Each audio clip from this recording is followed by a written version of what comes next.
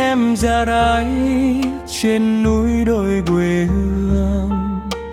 Bao năm đi trong lối cũ, lòng vẫn còn vấn vương. Tìm đâu ra ánh sáng giữa đêm dài cô đơn. Chỉ có Ngài yêu bạn gọi bạn quay trở về.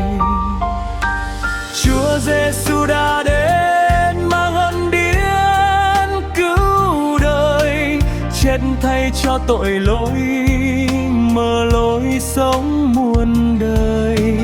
Dẫu hôm nay bạn yêu lòng nặng nhiều lỗ, Ngài vẫn đang chờ đợi giang tay đón bạn về.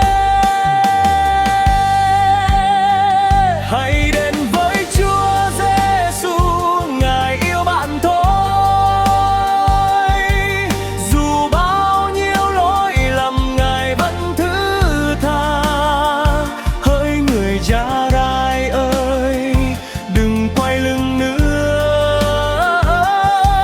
Hãy tin nhận Ngài được sống đời đời.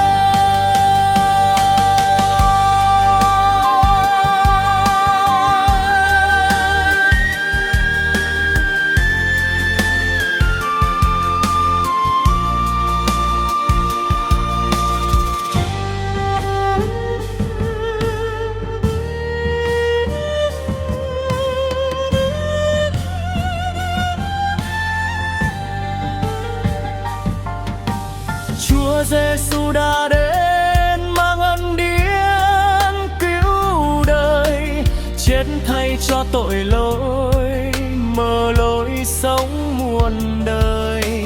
Dẫu hôm nay bạn